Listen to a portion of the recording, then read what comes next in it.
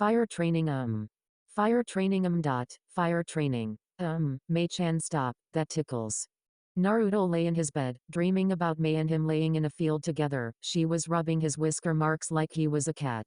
Mei stood wide-eyed at his door, here to pick up Naruto for his training today, but was now listening closely to his words. Mei-chan, my marks, sensitive. Mei decided that it wasn't too perverted, so she got to work waking him up, but it was easier said than done. She tried everything she could think of. Poking him, throwing stuff at him, hell, she even considered kissing him just to get him up. In the end, she settled for a devious smirk for her new plan and began forming hand signs. Naruto was still blissfully unaware. Oh Naruto. Violent water wave.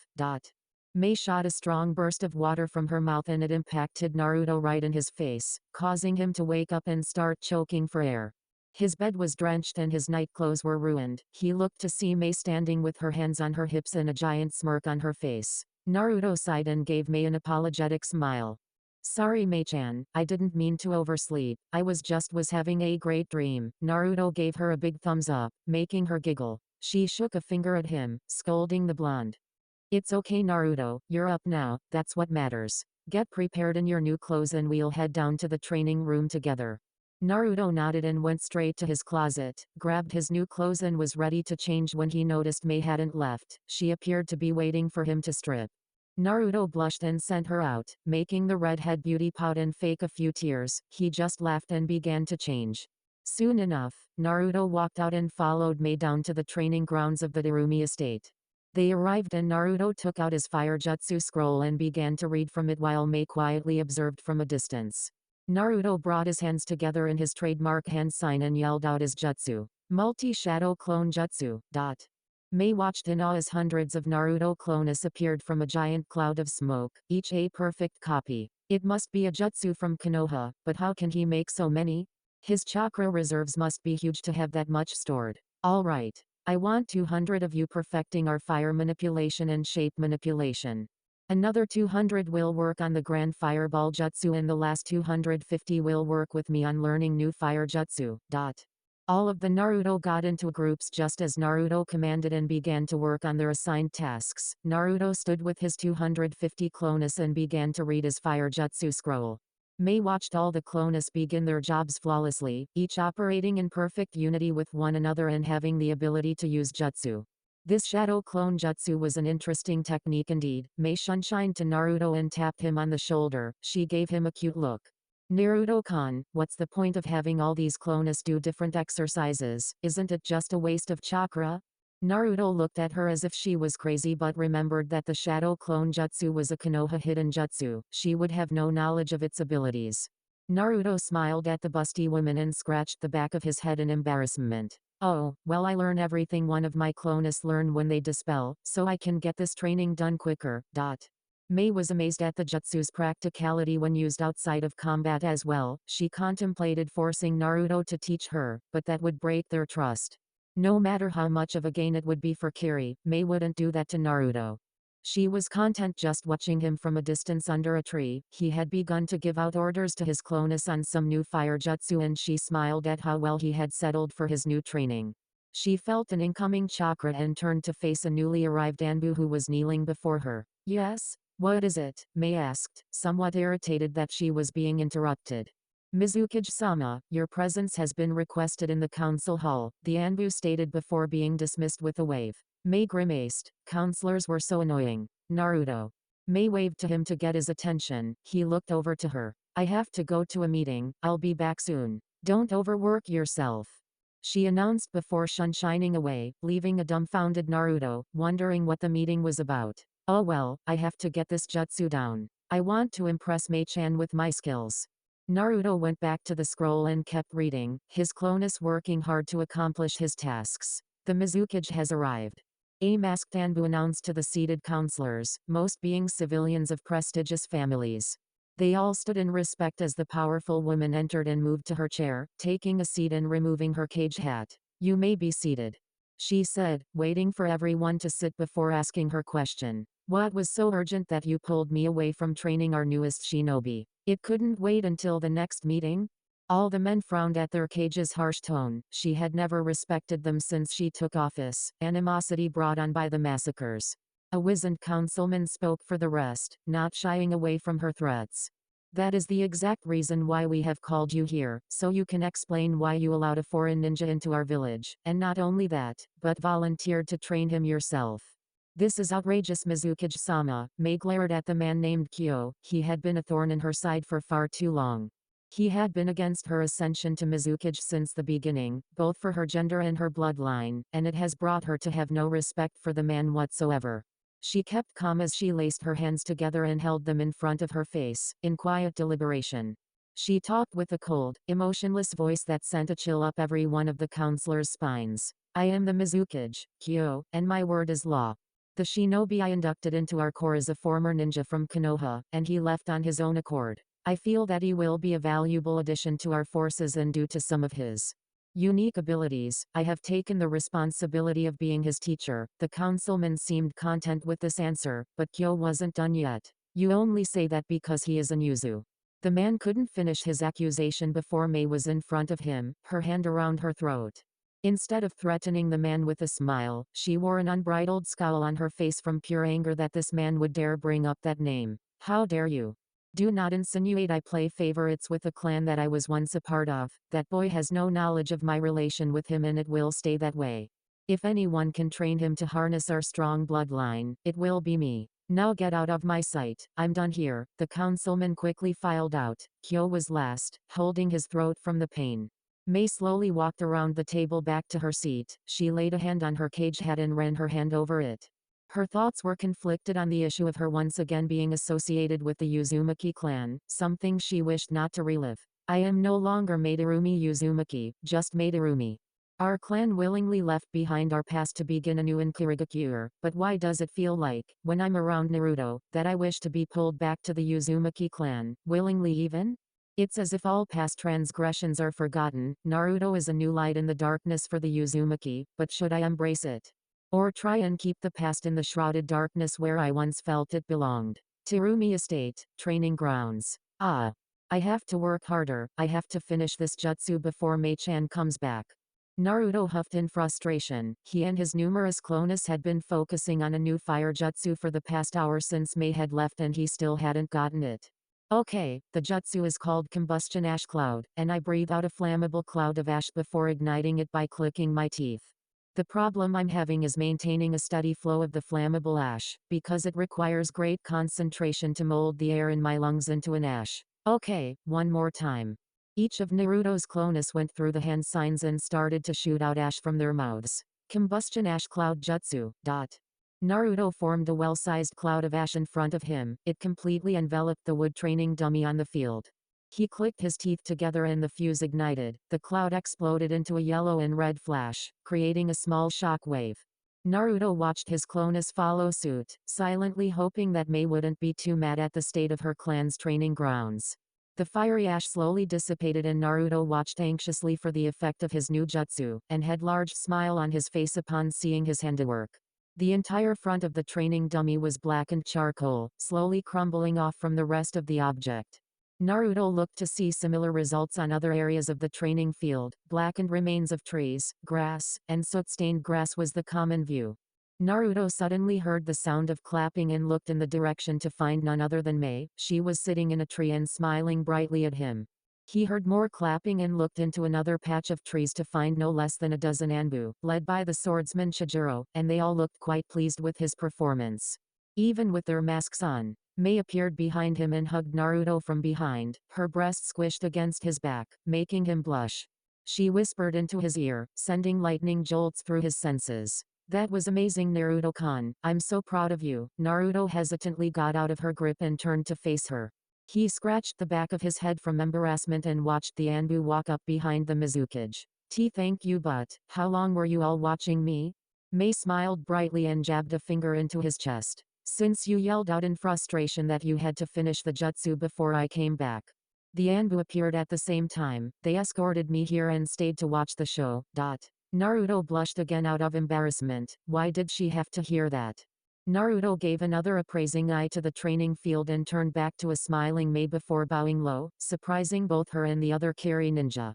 Please forgive me, Mei, I didn't mean to ruin your training fields for my jutsu. Mei understood why he was saddened but didn't understand why it mattered. It was a training field after all. She placed a comforting hand on his shoulder and spoke softly to the boy. Don't worry, Naruto-kun, this is a training field after all. I was expecting it to receive damage like this with your fire training. We'll be working on fire for another month, so I need you at your top shape. Don't worry so much about little things like this, okay? She finished, smiling at the odd boy beneath her. All the Anbu nodded their heads in agreement with the Mizukage. The kid was too hard on himself. Chijiro moved to be in front of Naruto and took off his mask, smiling brightly at the boy. He set a friendly hand on the boy's shoulder. Yes, and Naruto-san, you can't worry about little stuff like this, I guess. If you'll be training under me, you'll have to be strong. Naruto looked dumbfounded at this info and looked to Mei, who sent a playful yet cold glare at Chijiro, shutting the boy up quickly. Is it true, Mei-chan? I get to learn from Chijiro too? Mei gave Naruto a nervous smile and nodded her head slowly. Yes, Naruto-kun. As soon as you can handle using all three of our nature elements, your training will be split up into 3, hopefully manageable parts. First, you will train with me in learning how to harness, manipulate, and use lava and boil release.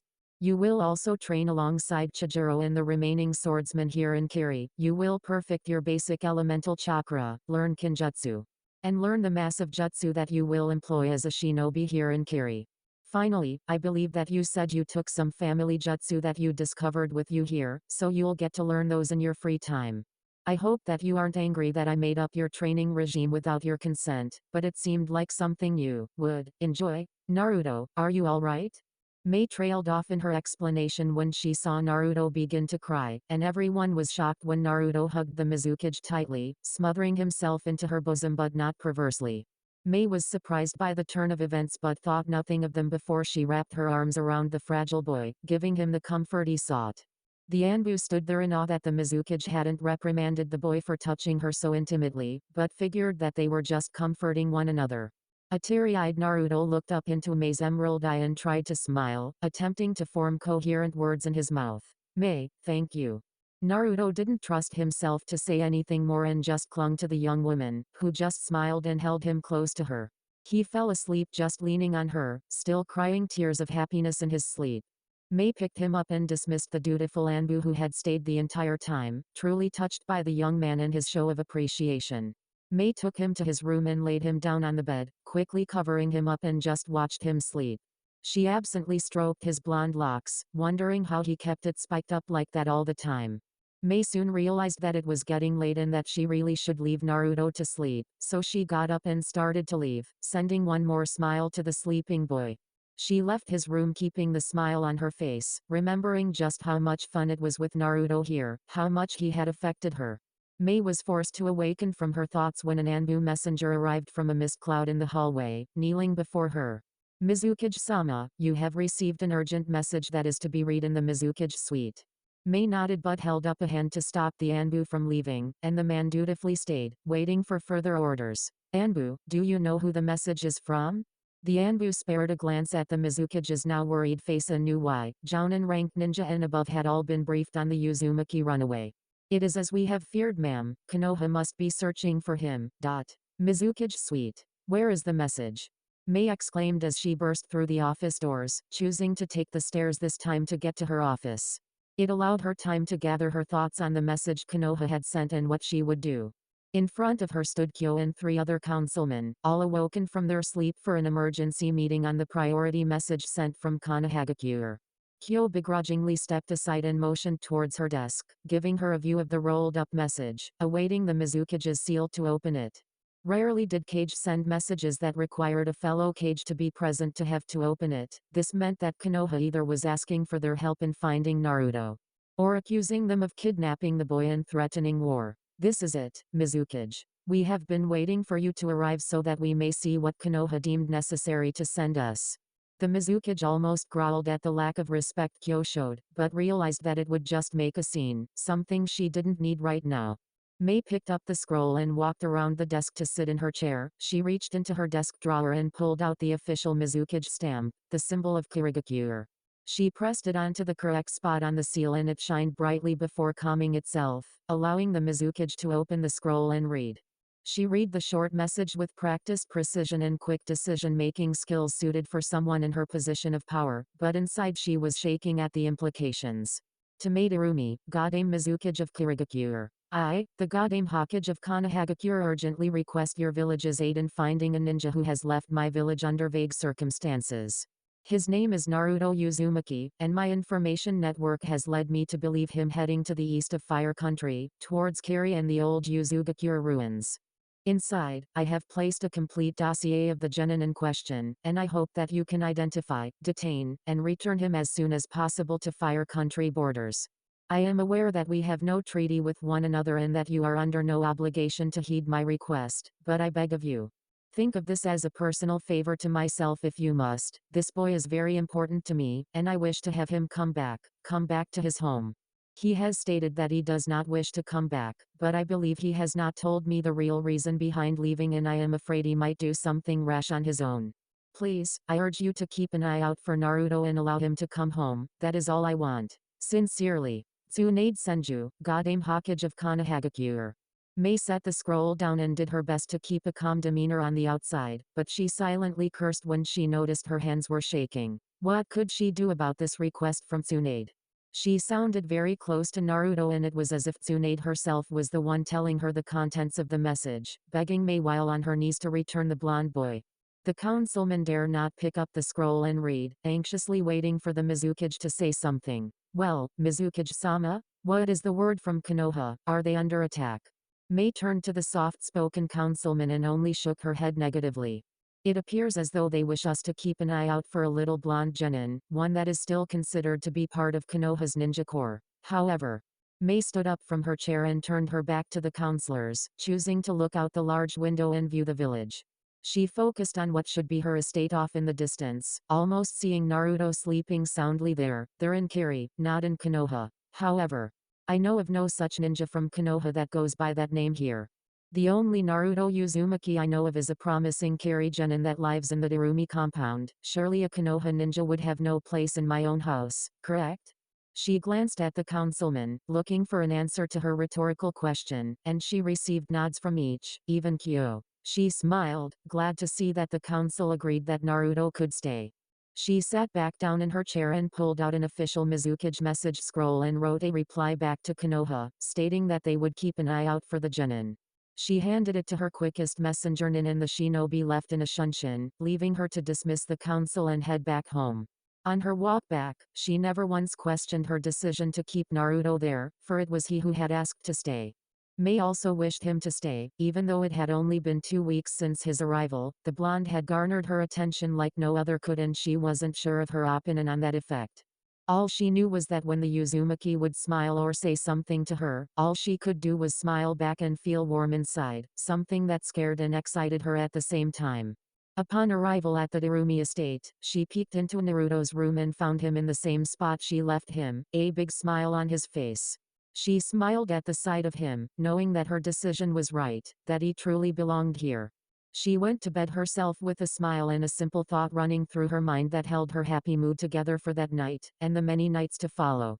Welcome home Naruto Uzumaki, this is truly where you belong. 8 months later. Hey Mei-chan, do you think that we can have some ramen after my big test today? Naruto sat with Mei in the Darumi house kitchen. Both sat in high-top chairs eating some quick breakfast on the kitchen's island counter. The room was a dazzling mix of blue marble and pure paint for the wall color that made it look as though the entire room was submerged underwater. Mei looked to Naruto and was reminded once again of Naruto's addiction to ramen, something that was a rare thing found in Kiri. So rare was it that Naruto was forced to eat other foods as his main diet and having to ration his ramen stores for big occasions. Today was a big occasion. Mei was going to test Naruto on his fire, earth, and water affinities, and if he passed, she would allow him to move on to what she had dubbed advanced training. It would follow the training regime that she had told Naruto about almost 8 months ago, officially getting him on the track to becoming a great Kiri ninja. Yes Naruto-kun, I think that I can manage to cook that. Naruto giggled at the thought of Mei cooking, since she wasn't very good at it. He had seen her burn everything from pork to white rice and even sushi. He sometimes wondered if she just used a fire jutsu on the food instead of cooking it with the oven. Mei faked a frown and glared at him when he started to laugh at her admittedly abysmal cooking skill. It wasn't her fault she never was taught how to cook. Luckily, Naruto had taken to cooking for the two of them in his stay at the Darumi house, and he always cooked her favorites, something she greatly appreciated after taking care of paperwork all day. She appraised Naruto with a practiced eye. The boy had grown some in the past few months. He had reached about to her shoulders in height. Since when he had first arrived, he had only been able to reach her chest, something that was very comical to her. His muscles had grown substantially from the early conditioning training that she had Chijiro put him through, and he filled out his carry outfit very nicely. She blushed at the thought of thinking of her student and friend like that, but as a voluptuous woman like herself, she was very good at identifying good-looking men. "Hey Mei-chan, are you okay? You look a little flushed." Naruto was waving a hand in front of her face to get her attention. She appeared to be thinking about something very intensely. What? I'm fine, let's go start your training now. Okay Naruto. Naruto just nodded and silently shook his head at the woman's antics. He would never understand girls. Terumi training grounds. Okay Naruto. First part of the test will be fire manipulation. Show me the first jutsu I ever taught you. Mei stood off to the side, behind the boy to avoid his jutsu and critiqued many things about him as he went through the hand motions and finally using the technique itself. She worked Naruto very hard to ensure he was not only quick on his feet but could accomplish jutsu and tactical thinking under fire, literally. Mei remembered teaching him on how to think quickly in a battle situation. She made him stand on a bed of lava. The first few times were just Mei watching Naruto dance on the hot lava. She was awoken from her reverie when Naruto yelled out the technique's name. Grand Fireball. Naruto shot the fireball straight into a nearby tree and resisted using one of his water jutsu to put it out, instead allowing Mei to quickly put it herself. He was taking the test very seriously, and he could very well be failed if he was to do anything out of sequence during the test time. He couldn't lose focus. Next jutsu, the first one you taught yourself. Naruto went through the hand seals and exhaled a large smog of ash from his mouth, filling a large area with the flammable substance. Naruto had perfected this jutsu before moving on to the next, making sure he could use it effectively, and the work paid off. Combustion ash cloud jutsu. Naruto clicked his teeth and ignited the gray fuel source, causing the cloud to turn red and yellow in extreme heat, burning anything within the cloud. Mei observed what remained of the straw dummies and was proud to say that she could not observe anything, because it had all been burnt away. Next jutsu. Give me something that can be used on multiple targets. Naruto sifted through his memory banks in less than a second and came across a basic but extremely versatile fire jutsu that he had seen used many times. He went through the hand seals and held a hand up to his mouth to form the fire into the perfect shape. Phoenix Flower Jutsu. Naruto shot at least 24 small fireballs into the surrounding landscape, allowing Mei to clean up the mess once again. She smiled. Naruto had almost proven to her that he had perfected the basic knowledge of the fire nature. Just one more. Okay Naruto, I'll need a little more proof than that. Impress me. Naruto smirked at that. He quickly went through hand signs he had seen the third Hokage ones do. Mei was interested. She couldn't identify this jutsu off the top of her head. This could be interesting. Fire Dragon Flame Bomb. Naruto pulled his hands away from his mouth and lowered them into a bent stance level with his hips, away from the blaze that was about to be released from his mouth.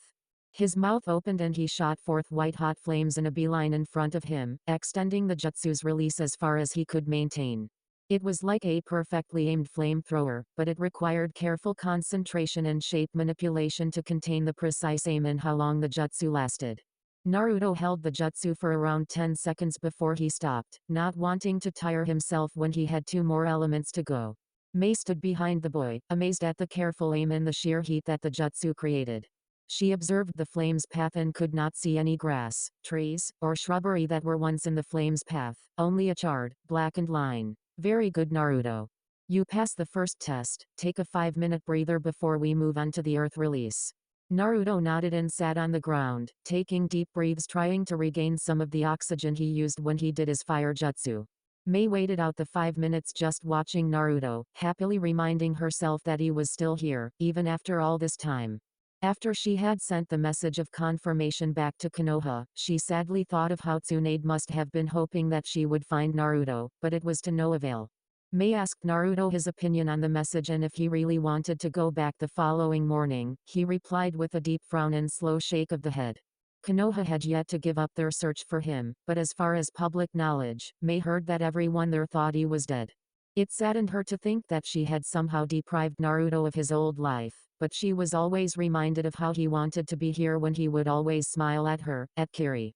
Everyone had grown to love Naruto in his friendly ways, even Kyo had taken a liking to the boy. She was glad that Naruto integrated so well inside of a new village so quickly. Surely anyone else would have much difficulty, but not Naruto. Okay Naruto, time for Earth release techniques. Show me a defensive technique first, something Earth is well known for. Right, Naruto went through the motions and yelled out his jutsu's name. Earth-style mud wall jutsu. Naruto opened his mouth and mud spilled out in front of him in a small arc. But looks were deceiving as the wall grew as tall as the Darumi household thanks to the fairly large amount of chakra Naruto input into the jutsu. Mei nodded at his handiwork and Naruto quickly released the jutsu and watched the stone wall slowly crumble down. Next up, give me a basic offensive jutsu. She watched Naruto put his hands up into a single hand sign and focus a moderate amount of chakra into specific points in the ground nearby, all spots with practice dummies. Mei smirked. Here comes the best part. Earth release rising stone spears. Suddenly, the ground cracked under the dummies and large stone spikes skewered each right through their chests, piercing what would be a person's heart. All of it was done simultaneously, and Mei did a quick head count. If this were a real battle, Naruto would have killed 5 enemy shinobi in less than 3 seconds. Impressive. Nice job. Time for the finale, give me a combo attack featuring 2 earth jutsu. Naruto had been caught off guard for only half a second before quickly placing his hands in the hand sign for his first jutsu choice. Earth-style Great Mud River. Starting from in front of Naruto's feet and going at least a dozen more feet in front of him, a small river of mud appeared from the ground, shooting forward with no intended target. Naruto went through 3 more hand signs and watched as the mud transformed to accommodate a large dragon head that popped up from the river. As it opened its mouth, Naruto announced his final jutsu collaboration move. Earth Release Earth Dragon Bullet. From its mouth, the dragon shot 3 mud balls at 3 training dummies, enough to completely drown the targets or to use a follow-up technique to finish off the opponent. Mei smiled at the display and mentally checked Earth Release as a pass on Naruto's test. 2 down, 1 to go. Another 5 minutes and then we can finish this boring test. Naruto just looked at the woman and gave a weary smile, wiping off some mud that had gathered at the edge of his mouth from the mud wall. Alright Naruto, let's start. Give me a water clone. Naruto focused on the nearby pond and sent the molded chakra to take form with the water, manipulating it into the shape and look of himself. A perfect water clone copy. Next up, show me a technique used to detain opponents. Naruto pushed his clone into the pond and stood on the water, going through a variety of hand signs right in front of his dazed clone. Water prison. Naruto held both hands in front of him towards the clone and a water ball fit around the clone, entrapping it. Naruto left one hand inside to maintain the technique while the other was free to move around. Alright, those are done. Release that jutsu and leave the clone, you'll need it later. Naruto released the water prison and his clone stood on the water next to Naruto, waiting for orders. I want a simple water offensive technique. Go. Here we go. Water release violent water wave. Naruto shot a concentrated stream of water out of his mouth while maintaining the tiger hand sign with one hand with the other at his mouth, shaping the water into the concentrated stream. He shot it straight at a tree, almost uprooting it from the sheer pressure, but he released it too soon and the excess water fell to the ground. Good enough, now show me an offensive attack with shape manipulation. Naruto thought of a reasonable attack and smirked, quickly going through hand signs while facing his nearby clone. Haku used this on Sasuke, at least that's what the team told me. 1,000 flying water needles of death. Naruto quickly pushed away from the doomed clone as hundreds of water droplets filled the air and were quickly shaped into needles, the only blind spot being above the clone. The needles went straight for the kill, piercing the clone in dozens of spots, completely annihilating it. Mei began to clap and signaled the end of the test. Alright Naruto-kun, you passed all 3 tests. You're moving on up to the advanced training now. Naruto looked at her and lazily pumped a fist into the air in mock excitement. Woofy. Naruto said with a breathless voice before collapsing onto the ground into a dreamless sleep. Mei was upon him immediately checking for injuries of any kind. She cursed herself for not moving to catch him, but it had been too late for her to do anything, so she shunshined to his room and once again laid him to rest on his bed. She flared her chakra and Chijiro appeared without his mask on. He observed his surroundings and walked up to the Mizukage. She stood at Naruto's bedside, absently stroking his cheek with a slight frown adorning her perfect face. Yes, Mizukage-sama? Mei just now seemed to notice the teenager and gave a worried smile to the other blonde, trying to play off her concerns for Naruto. I just called you here to let you know that we will be moving to phase 2 of his training. He passed the basics of elemental jutsu and manipulation. We will begin to really teach him now. Chijiro just nodded and looked at the boy, as if trying to read his strength with just a look. I understand the training, Mizukage-sama, but, Chijiro scratched his head, nervous about questioning the Mizukage's will. She only smiled and set a hand on his shoulder, silently nodding for him to continue. He gulped and finished allaying his concerns. But why are we pushing him so hard and so quickly? It can't be because of Konoha, so what do we have to prepare him for that could be so dangerous? Mei looked out the window and away from Chijiro, silently remembering a memory from a few months ago. Naruto revealed a secret of his to me not too long ago, and since then, I have realized how important it is for him to get stronger in the quickest amount of time. That is why I need your expertise, Chijiro, and every other Kiri ninja to help me train Naruto. The Mizukage cryptically explained the threat to Naruto's life because of the thing he contained, the Nine Tails. Naruto had revealed his Jinchuriki status to Mei upon feeling as though he could truly trust her, and in the end, Mei was not all too surprised. His stamina was godlike, his chakra reserves were off the charts, and his irregular birthmarks fit descriptions of past changes and other cases of Jinchuriki appearance change. But it felt good to hear him say it to her personally. He then told her of the threat Akatsuki posed, an organization she had only bits and pieces of knowledge about. He had told her enough, however, to elicit her concerns and immediate attentions. Since then she had made Naruto would be ready for when they came. I understand, Mizukage-sama, by the end of the next year, he should be ready for anything that can be thrown at him. I swear on my honor as a swordsman of the mist I will not fail in my training with Naruto. Mei smiled at Chijiro and his willingness to see to Naruto's training personally. The two had become good friends since he had arrived and she was glad to have him aboard.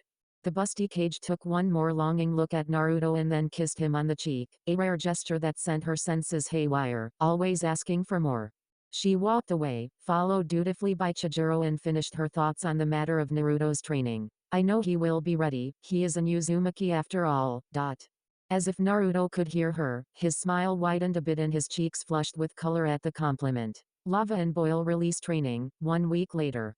Alright Naruto, are you ready to learn lava and boil release? Mei asked the blonde. They stood in the Darumi training grounds, prepared to start Naruto's advanced training. Yes, Mei-sensei. Mei smiled at his enthusiasm. He had been jumping up and down all morning. Before we begin, you must understand how to manipulate two elements to create a new chakra nature. Only then will you be able to use your kage genkai to effectively mix the molding chakra together. Now then, I want you to gather a sizable amount of mud in your mouth while trying to conjure a fireball from your lungs. Naruto was confused. How was he supposed to do that? Naruto started to mix his saliva with earth-natured chakra, slowly forming it into a muddy substance. At the same time, he attempted to focus the air in his esophagus into a heated blaze, ready to shoot out of his mouth. He found it incredibly difficult. It was like trying to walk left and right at the same time. You can't do it, can you? Mei asked rhetorically. She enjoyed seeing Naruto try to do the impossible, it suited him. Naruto spit out some mud and shook his head, ashamed he couldn't follow through with her order. Mei set a comforting hand on his shoulder, making him look at his sensei. The point was to show that you can't do it, Naruto, you silly little man. I wanted to show you why your kage genkai is so unique, and why it made the Uzumaki so powerful. Normal shinobi would have to mix their chakra like what you just tried, making it impossible for them to conjure a lava ball like I tried to make you do. Naruto was interested in this, so that was why other shinobi had not mastered the advanced elements, they couldn't do them at all. So, how does my kage genkai allow me to do what others can't? Mei was glad he asked. Learning how to do a technique was one thing, learning how it is done and its mechanics are integral to the training process. The kage junke we share allows our bodies to naturally mold fire and earth at the same time, thanks to ancestors who have long since passed. For example, a normal shinobi, to accomplish a lava jutsu, would have to combine two nature chakra types while trying to mold them together like he would attempt a normal jutsu. Impossible. We, on the other hand, mold our chakra using hand signs for the lava jutsu, and our body automatically combines the earth and fire chakra for us. Naruto stared at her wide-eyed. The advantages of kage junke were amazing. Naruto almost felt as though he was cheating. That's amazing, Mei-sensei. With that kind of advantage, we could take on almost any enemy shinobi with our wide variety of jutsu. Mei laughed at his summary, and while it was somewhat true, she didn't want Naruto to go down the overconfident path many bloodline users did. She scolded him with playfulness evident in her tone, but the message was very serious.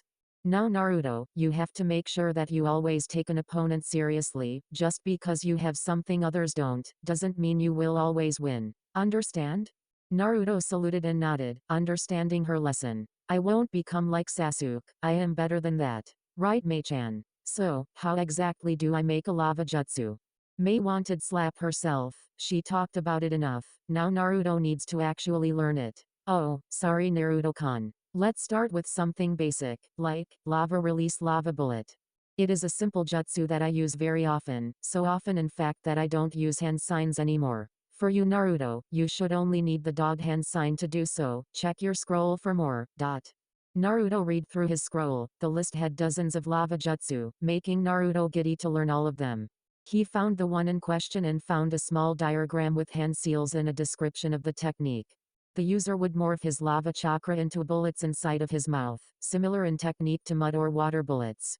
The user would then shoot the blobs in rapid succession, almost like a fire release phoenix flower. All right, Mei-sensei, I'm ready. Mei held up her hand for him to stop, confusing the blonde.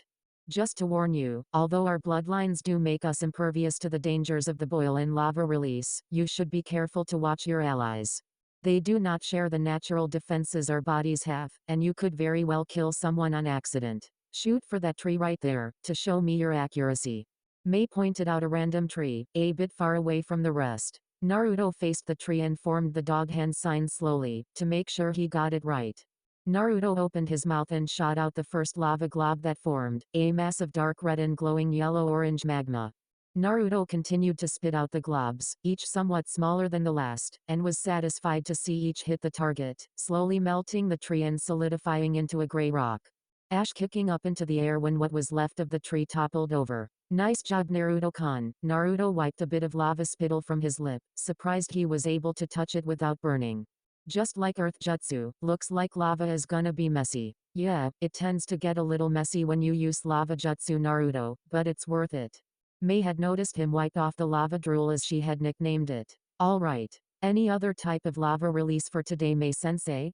I'll definitely have to practice these advanced natures though, it takes a lot out of me to just do a simple jutsu like the lava bullet. Mei understood, eventually Naruto's body and chakra would adapt to the new element and it wouldn't tire him as much. Let's see, how about we try another simple one? Work our way up until we get you to some of the most powerful jutsu the Uzumaki were known for. Naruto's eyes widened and he started jumping for joy. He would get to learn his clan's hidden jutsu. You should try this one Naruto, it only requires the tiger and dog hand signs. It's called Lava Release Bed of Lava. It's similar to the Mud River Jutsu except that it covers the battlefield in a bed of lava while shaking the ground, making it dangerous to your enemies unless they can stay on their feet. Naruto nodded and looked over the jutsu a few times before getting up and trying it. Lava Release Bed of Lava. Naruto stomped his foot on the ground and everything began to shake before lava started to seep out of invisible holes in the ground, covering the soil. Mei had already sent chakra to her feet as did Naruto. Lava was difficult to stand on until it cooled and solidified. Nice job Naruto. Naruto began to wobble on his feet, tipping forward and backward before he began to fall face first towards the ground. Mei leapt forward and caught the tired boy. He expended more energy than she originally believed he would. Come on Naruto, let's take a little break. I'll tell you about boil release while we get your strength back up. Mei led him over to a tree to get away from the sun's rays. Today was one of the rare, clear sky days, no mist to be found. Mei grabbed one of Naruto's already prepared ramen cups and handed it to him, but he could barely lift his arms. I'm sorry, Mei-sen, sigh, I feel really weak, damn it. Naruto felt so embarrassed not being able to lift his own damn arm, but Mei just smiled. She made it so his back was against the tree and she knelt beside him, ramen and chopsticks in hand. Don't worry Naruto-kun, I'll feed you. Naruto was shocked. Mei was going to feed him? She used the chopsticks to grab a sizable amount of the noodles and held it in front of Naruto. Say Naruto Mei thought he looked so cute, blushing from embarrassment. She had to admit though, even she felt a bit warm doing this, it felt so nice. Naruto opened his mouth and Mei guided the noodles in, allowing him to chew before she got more. As Naruto ate, he felt deja vu all over again, bringing himself back to the day of survival training, the test to see if he could truly be a genin. Sakura-chan. She didn't seem too enthusiastic when she fed me back then, like it was a chore. Mei seems to not mind at all though. Even though I feel weak right now and I should feel embarrassed, Mei's smile always gives me the feeling that it doesn't matter to her what I am, she would like me anyway. All done. You sure are a pig. Naruto hadn't even noticed that he was done eating and closed his mouth, feeling full. Now then, boil releases, how can I put this? Complicated. Naruto, can you tell me what usually happens when fire and water jutsu combine? Naruto went through an imaginary battle in his head and watched a fireball hit a water wall. Steam and water vapor were created and the water wall made the fireball dissipate. Steam and heated water is created, and water wins. Mei wanted to laugh at his simplicity, but kept it to herself. That's about right. It's very difficult to use two polar opposites together as a nature element, wouldn't you think, Naruto? Naruto just nodded his head. He would have thought it impossible had it not been for his bloodline. Well, in a way, it is impossible. Boil release is complicated to maintain and the mechanisms behind it sometimes confuse me. The go-to jutsu that I most often use is called boil release skilled mist, and it creates a mist that is extremely acidic to our enemies. The thing is, there really isn't much else that you can manipulate with such a delicate element, so I generally don't really think of any other jutsu that can be used. I encourage you to try and make up your own though, Naruto, it would be a glorious sight. Mei finished her explanation and again smiled at Naruto's level of interest in her teachings. He looked like he hung off of every word she said. Wow, Mei-sensei, you are so smart. I promise to make a new jutsu in the boil release, and then I'll teach it to you myself. Naruto gave her a weak thumbs up and Mei giggled, happy that Naruto hadn't lost his cheerful personality. He might very well do it too. Naruto is full of surprises. Naruto, would you like to call it a day or try the boil release? Naruto thought about it and how his body was feeling. I think I can move now, what the hell. Let's try it. I'm ready to go, Mei-sensei. Mei smiled at his tenacity and stood up, working out the kinks in her back from kneeling the entire time. She offered a hand to Naruto and he took it, allowing the woman to pull him up. All right Naruto, it only has one hand sign, horse. As you feel the misty vapor coming up your esophagus, just open your mouth and allow it to leave on its own accord. Maintain the hand sign until you have the desired area of mist, and if you practice enough, you won't even have to hold the hand sign to generate the mist. Naruto formed the horse hand seal and molded his chakra. He felt a relaxing mist tickle up his esophagus, and he opened his mouth when it reached the top. He saw an almost colorless mist seep out from the opening. The mist spread out and moved farther away from Naruto, making him unable to see the area of effect. It was difficult to explain, but he could feel it, and he knew just how far to extend the mist before putting his hands down and closing his mouth. Naruto looked at Mei with a questioning gaze, and she looked at him with a proud smile. Is this all there is to it, Mei-sensei? Mei nodded and pointed to the area that the mist enclosed. Yes Naruto, if there was a person in there, their skin would be burning and peeling off right now. It's quite an agonizingly painful jutsu. Naruto scratched his chin and observed the jutsu, wondering how it dispersed if it could maintain itself without a hand sign. So, Mei-sensei, if you can't cancel the jutsu by dropping a hand sign, then what do you do? Mei looked at him with a smile, reminding her of when she first learned to harness the jutsu. I asked the same exact thing. Well Naruto, do you have this strange feeling of awareness about the cloud of mist, as if you can feel it? Naruto nodded and Mei smiled, a quick learner. You have to use that feeling and will the acidity of the mist to go back to a normal level. In turn, you can also increase the acidity of the mist. Beginners often use the horse hand seal to help them control it, makes it easier to sense the chakra. Naruto formed the horse hand sign and focused on his awareness of the cloud of mist, willing it in the chakra, maintaining it to be weaker and weaker. until he could no longer feel the tingly sensation. Mei held up a ramhand sign and sensed for the chakra mist, to see if Naruto dispersed it correctly, and she smiled upon seeing he did so. So how did I do for today, Mei-sensei? Naruto asked as they began to walk back to the estate, happy with his early progress. I didn't mess up on a single jutsu, I rock.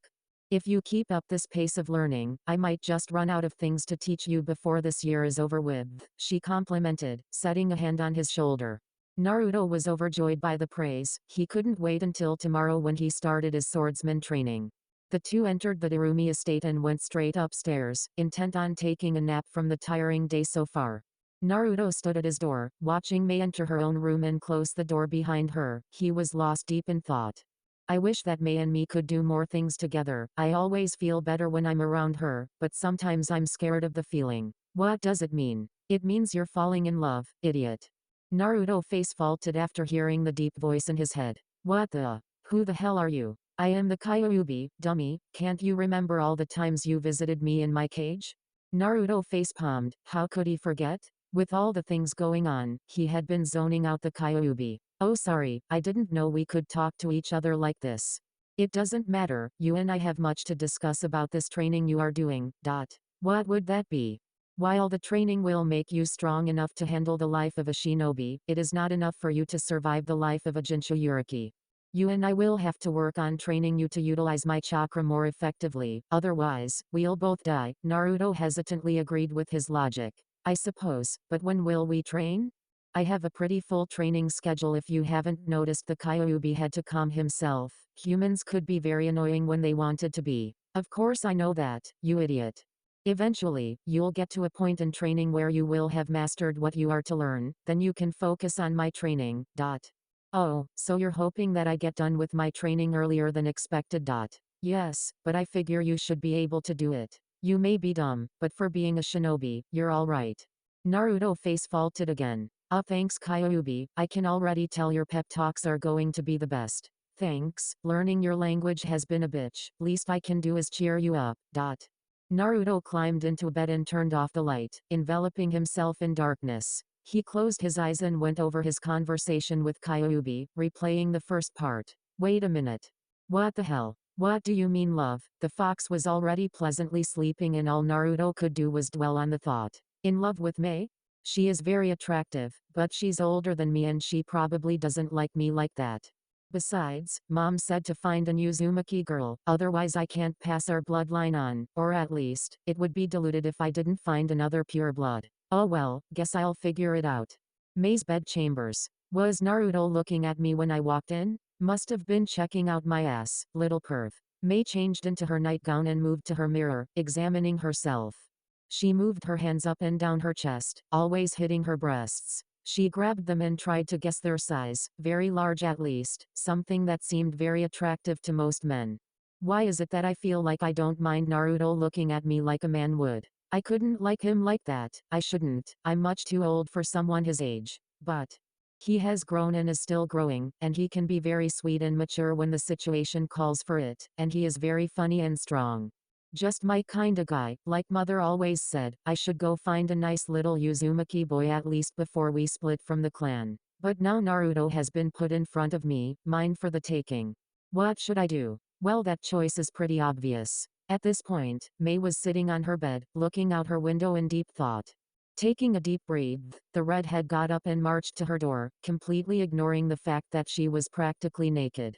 She slammed her door open and kicked down Naruto's bedroom door, startling the boy into consciousness. He gripped the blanket close to his face in fear of whatever could be lurking in the dark. Naruto. The blonde heard the melodious voice of his Mizukage, but was afraid and confused at what had warranted her to yell at him. He tried to form a response, but any chance of speaking was lost when he felt her grip his nightshirt's collar, bringing him close to her face. She kissed him on the lips. It was a very rough and hungry kiss that only lasted a few seconds, but it was all he needed. It was almost as if the Mizukage was claiming her property, and this property sure as hell wanted to be claimed. You, me, date, day after tomorrow, be there. She threw the boy back down onto his mattress and allowed him to just lay there, wide-eyed and blushing. His lips were stained with blue lipstick and he was touching the tingling lips with reverence. Oh yeah, sorry about the door. A little too excited, hee hee. She giggled and propped the door back up, leaving Naruto alone in the room, completely blown away by her kiss. What the hell? Kyuubi had woken up as well and felt like patting the kid on the back. You just scored, big time. 7 Swordsman Training. Kirigakure Anbu HQ.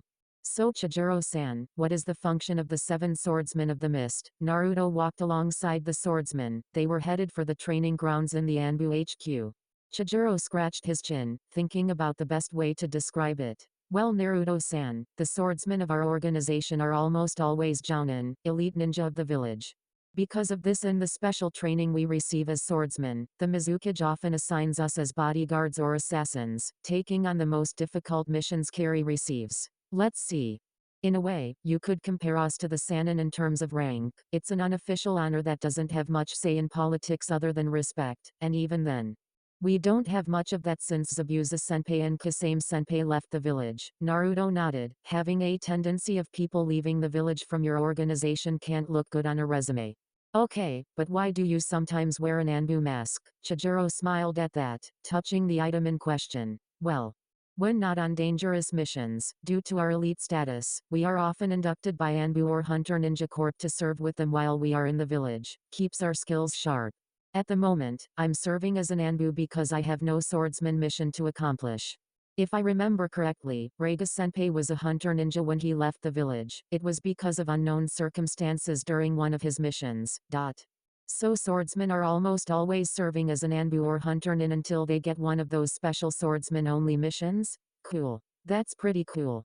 So, Chijiro-san, how does one become a swordsman? Chijiro mocked surprise and skepticism, even though he was smirking on the inside. Just like the Mizukage said he would ask, now I just have to butter him up to the idea. Oh, but Naruto-san, you couldn't be thinking of joining our organization, could you? Naruto's eyes widened and he started nodding his head vigorously, liking the idea. Well, that is just too bad. Only elite ninja can become one of the 7 swordsmen. It requires a lot of training. You probably couldn't handle it. Naruto gripped the older teen's shoulders, shaking him violently. No. I can handle it. I'll do any training. I'll listen and learn whatever you say, Chijiro-sensei. Please allow me to try. Chijiro went into an exaggerated thinking pose and looked back at Naruto, skepticism still evident in his narrowed eyes. You sure you want to try? Naruto just nodded and the older boy shrugged, accepting it. All right then, but first you have to change your name. Each one of our names end up translating into a fruit, so you need to change yours. Naruto went wide-eyed at that. He couldn't change his name, he just couldn't. I'm just kidding, Naruto-san, Mizukage-sama said to make an exception for you. But, Chijiro warned only after Naruto let out a relieved sigh. You will have to get sharpened teeth like mine, see? Chijiro opened his mouth and pointed to his sharp teeth, causing the younger blonde to look at him like he was crazy. How am I supposed to get those teeth, Chijiro-sensei? Chijiro scratched the back of his head, trying to remember the big speech his instructor gave him. Well, long ago when the first inhabitants of Kari started fighting sharks. You know what, never mind that. I was supposed to give you a big speech, but, it'll be easier if I just show you the hand signs. Chijiro brought his hands up to show the sequence, but Naruto blurted out his thoughts. Wait a minute. You mean to tell me that you guys got those teeth from a jutsu? Chijiro just nodded and Naruto face-palmed. Wow, I always thought it was something more badass. Oh well, Chijiro got a little annoyed by that. His teeth were badass anyway. Hey, this is a Kirigakure Kinjutsu, forbidden knowledge. You should be grateful I'm even giving you the chance to see the jutsu. Naruto calmed down and bowed to his sensei, apologizing for his outburst. Sorry sensei, please continue. Chijiro had never been called sensei until today by Naruto, and he had to say, he liked it. That's better, now watch. He went through the hand signs allowing Naruto to copy them and then mold his chakra into the seals. He opened his mouth and it felt like his teeth were being drilled into. They were changing shape and sharpening themselves. It hurts, Chijiro-sensei. Chijiro held a finger up to his mouth for quiet. It would only hurt more if he talked. The process lasted no more than 30 seconds, but that was plenty enough for Naruto. There you go, Naruto-san, now let me see them. Naruto opened his mouth and the teen looked inside and nodded his head, pleased with the result. Alright, the jutsu was a success. Your first step in becoming a swordsman is done. Now we just need to get you a sword and you're done for the day. Naruto held his sore mouth and pouted, following the older ninja. Why does this feel like a trip to the dentist? My mouth feels like a nuclear bomb went off inside and then I get a piece of candy, or in this case a really big sword. Naruto-san, I know you have probably noticed how blades such as the Samehada and my own, Hiramakari have special abilities built into their design, but due to the sheer difficulty in making them, these types of swords were discontinued. Our swords usually get passed down from sensei to student and so on, however, I'm not going to give my blade to you since I'm not retiring, so that means we have to actually have your sword made. Do you have any idea what you might want? Naruto thought about it and had a bunch of ideas, but he couldn't put his finger on one of them. I'm not sure, Chijiro-sensei, can you show me the swords? Chijiro nodded and led him into another room. There on the table lay 3 swords. Each bore the look of Zabuza's blade, the Kubikiri Hacho. One was a perfect copy of it in its smaller form, without the handle attached. Naruto liked it since it was a simple carbon copy of the original, but he thought he should look at the others before deciding. The next was a peculiar one. It had the shape of Zabuza's blade but it was smaller and connected to a chain that attached to the smaller hilt. So it's a smaller version of Zabuza's weapon that I can throw around and bring back with the chain. Interesting. The last sword by far interested him the most. The blade looked like the first one, but there were 2 small forms of the blade and a longer hilt. He was confused by the design. 2 swords? Chijiro-sensei, what is this one? Naruto pointed to the sword and Chijiro walked over and picked it up, examining it. It appears to be a dual sword version of Zabuza-senpai's blade. Let's try it out. Chijiro picked up the hilt and told Naruto to hold the grips, which he did so. The swordsman picked up one of the 2 small blades and screwed its end onto the hilt, and as soon as he did so, the blade grew to 4 times its size, now looking exactly like Zabuza's. Naruto couldn't handle the sudden weight change and felt himself losing his grip. Luckily Chijiro took the hilt from him and held it effortlessly with one hand, pointing to the other blade piece with the other. Naruto-san, please attach that one onto the other end like I did. Naruto picked up the blade and after a little bit of fumbling was able to get on correctly and watched it grow in length too. Whoa, Chijiro-sensei, how can you hold that? Chijiro smirked. A lot of training, Naruto-san. So which blade do you want? Naruto looked at each, quietly mulling over what strengths and weaknesses he could find. I'll take that one. Naruto pointed to the 2-ended sword Chijiro held, and the man smiled. Many have dual-wielded 2 swords like Raga-senpai, but none have used a dual-ended sword like this, Naruto-san. Your training will be very interesting. Naruto nodded, tried to pick up the sword but the best he could do was drag it along the floor. Naruto, just leave it here. It won't be going anywhere and no one but the swordsman and maybe the Mizukage are powerful enough to lift it. Naruto looked over his shoulder and nodded, leaning the sword against the wall. Well, if that's all, Chijiro-sensei, I need to head back to the Darumi estate. I have to psyche myself for tomorrow. Chijiro was confused. What did he mean? Do you mean you're training with Mizukage-sama? Naruto shook his head. The training is easy compared to this. I have to get ready for a date with the Mizukage. Chijiro fainted. Literally at the thought of the Mizukage dating Naruto, he shrugged and left the large building, heading straight for home. Darumi estate. I'm home. Naruto exclaimed, already doubting Mei was back yet from work. The 2 stoic Anbu guards stood at the lobby door, looking at him. Naruto ignored their blank stares and went up to his room, where he sat on his bed thinking about what the date would be like tomorrow. She will probably get all dressed up. I wonder what Mei would look like in a dress? Wait, I don't have any fancy clothes, I better go get some. Naruto burst out of the house and went straight for the store that sold him his carry outfit, hoping that the shopkeeper could find him some fancy clothes. Ah, these will be perfect for tomorrow. Naruto walked back into the Darumi estate with a bag of clothes, courtesy of his new favorite shopkeeper. What will be perfect, Naruto-kun? Naruto looked up to see Mei peeking into his shopping bag. She had recently gotten home from her duties as Mizukage and had heard his outburst. Naruto tore the bag away from her and ran up the stairs, startling the cage. Nothing. Naruto put the bag of clothes away and walked downstairs to prepare dinner. He decided to try out some sushi, keep it simple for tonight. Here you go, Mei-chan. Some nice sushi for the hard-working Mizukage, something you definitely deserve. Mei sat at the table and smiled at Naruto when he brought the food, leaning over and kissing his cheek.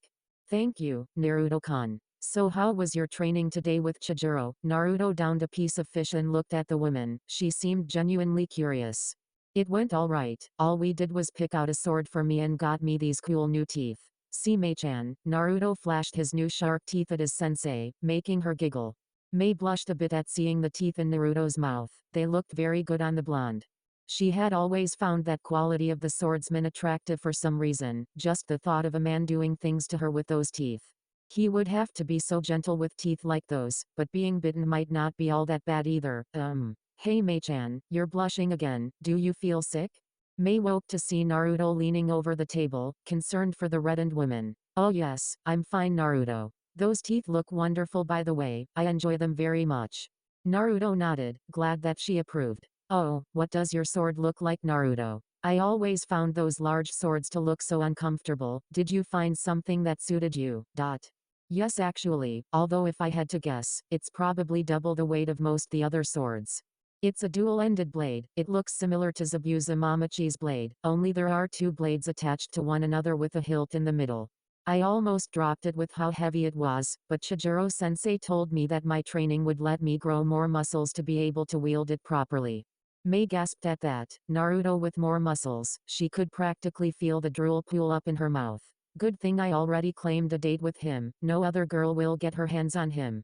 I just have to make tomorrow night perfect. Next day, family jutsu training. Alright, let's take a look at what dear old dad left for me. Naruto opened up his large scroll and sifted through all the labels, looking for namikaze. Aha! Naruto found the pesky category and sent chakra coursing through his hand and touched that spot on the scroll. His father's jutsu scroll and kyune plopped out along with a book labeled as his father's sealing journal. Naruto opened up the jutsu scroll and saw two jutsu written in with notes and explanations of how to use them. Naruto was very intrigued by the Hiraishin but couldn't deny the practicality of the Rasengan, both very good jutsu he had to learn. He reread the information a couple times before picking up a kyune and his father's journal and walking outside to the training grounds. Upon arriving, Naruto placed the kyune in his hip pouch, forming his trademark hand sign. Multi-shadow clone, 1000 Naruto appeared in front of him, taking up most of the training yard. Alright, divide into two groups of 500. The first group will work on the Rasengan exercises while the other works on understanding the Hiraishin and getting used to the three-pronged kyune. Naruto smirked as his clone quickly got to work. If he did this every day, the jutsu would be easily learned within the next few weeks. Naruto walked over to a shady tree and sat underneath it, deciding to spend the time reading his father's journal.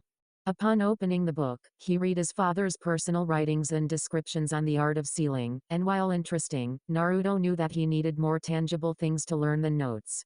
Naruto sifted through the book, finding many pictures and descriptions of seals, both seals his father had made or just encountered. All had unique properties about them that constantly grabbed Naruto's attention. Naruto continued to look through the book, trying to find something that would give him an edge. He had already marked the Hiraishin seal away for later purposes but wanted something to work on himself. Just when he thought he couldn't find anything else, Naruto discovered a seal that gave him a very interesting idea. The seal itself was called the blocking technique absorption seal, a seal that not only could disperse chakra from an attack but add that chakra to the user's own reserves. Naruto thought about how he could use that and started to think about how to incorporate it into his own design and style. My outfit should have something denoting my Uzumaki clan, Yuzu. The Uzumaki swirl. Perfect. Naruto began to draw up plans on his new idea, intent on getting it done before the year's worth of training was done. Later that night, date time. Naruto fumbled with his button-up shirt. It was black with thin red stripes going up and down. No matter how much he messed with it, his collar just would not stay the way he wanted it to. And did anyone else feel how hot it was in the bathroom? He checked his pants to make sure everything was at least alright with them and was pleased to see his fancy pair of fancy black pants were just fine. He worked out the creases one more time and stepped out of the bathroom. He slipped on his shoes. Yes, they actually sold closed-toed shoes in Kiri, something he had never really seen before. Naruto-kun, are you ready yet? Mei yelled from the lobby, waiting anxiously for her little swordsman to arrive. She herself chose a simple, dark blue dress that had open slits on either side, allowing her to show off her creamy legs when she walked. Her lipstick was applied and her nails were finely coated in her favorite color of midnight blue, newly applied all for tonight. Her shoes were just fancier versions of ninja sandals, fitted more for comfort and style than durability. Hinata's sandals during part 2. Mei was also very nervous. This was to be her first date in a long time, and she didn't want to mess anything up, especially with Naruto. She had asked a few Intimate questions of his life in Konoha, namely if he had ever had a girlfriend. He had answered her with a sad shake of the head and outright proclaimed that he figured that no girl would ever like him either because of his personality or for what he carried inside of him. But Mei planned to prove him wrong tonight. I hope he enjoys the restaurant I picked out. Oh, will he like my dress or should I go get another one? God. When did I ever get this stressed out over something? I'm the Mizukage, damn it. I'm ready, sorry about making you wait, Mei-chan. Naruto whispered into her ear, startling her and making her jump away from him. When she saw his outfit, she blushed a bit and smiled at how cute he looked with his fancy dress shirt. Ah. Naruto-kun got himself a collar, let me fix it for you. Mei moved to him and with practiced grace and precision only a woman could have, easily fixed his collar and smoothed out the wrinkles in his shirt, sneaking a feel at his developing muscle. She sighed in a very fangirlish way, confusing the already embarrassed Naruto even further. Play it cool, Naruto, all you're doing is dating an older woman who is probably the most powerful kunoichi in all the elemental nations and she can melt your balls off without a hand sign. Nothing to worry about. Ready, Mei? Naruto asked with genuine sincerity, dropping the cute suffix that had been her nickname since he had arrived. Mei looked at him and nodded. She grabbed his outstretched arm and looped her own through it, glad to see Naruto was almost perfectly at her own height and he was being so formal with her. He leaned in close to her ear and whispered a sweet compliment that she had been anxiously waiting for all night, making her feel warm inside. Mei, that dress looks absolutely marvelous on you. Blue is truly your color, majestic and deadly. Kyuubi wanted to laugh at the boy. Human ways were very strange indeed. Thank you, Naruto.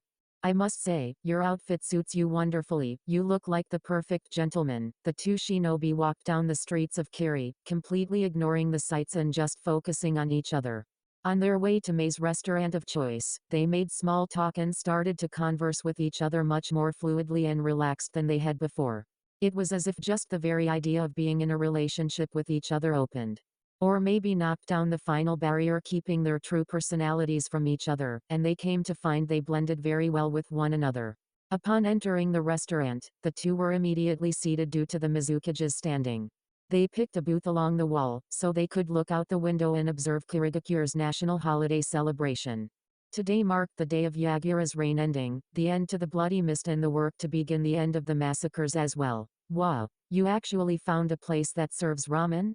Mei, you are my hero. Mei giggled at Naruto's outburst after reading the menu. She had indeed found the restaurant, it was really the main reason why she picked it.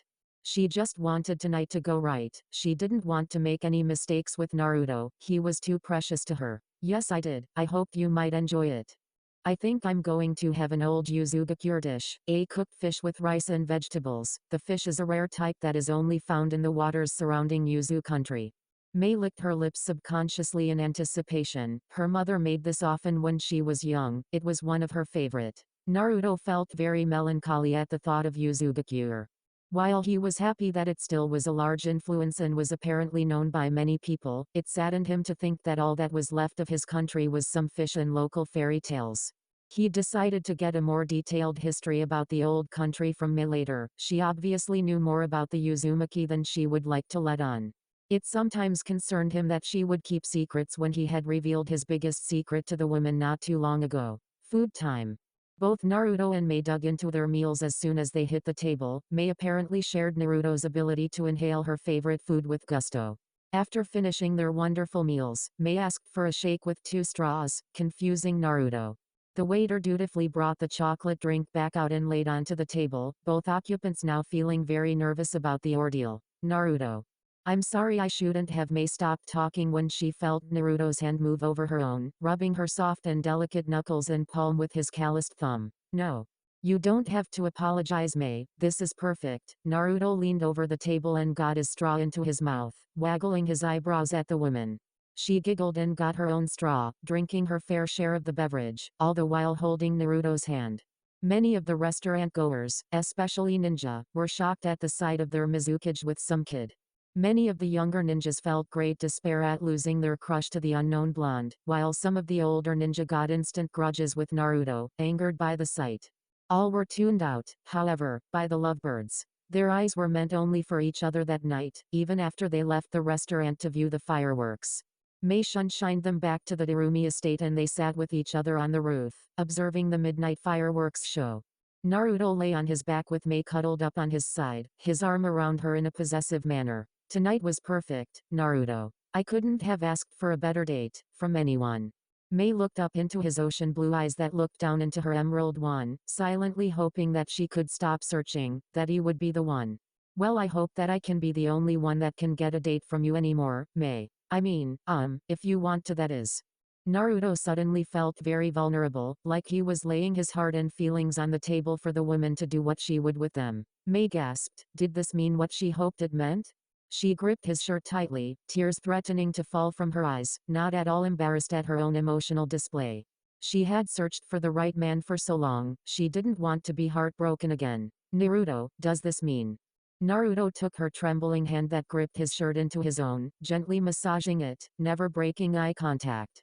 He leaned in close to her face. She struggled to get level with him, burning warmth resonating throughout her body. Yes, we are together now, Mei, and I wouldn't have it any other way. With that, Naruto softly kissed the young woman in his arms, just as the fireworks finale came to a stunning conclusion, lighting up the night sky. This night would no longer be just a night of Kirigakure celebration, it would now be the anniversary of a wonderful relationship between the two Uzumaki.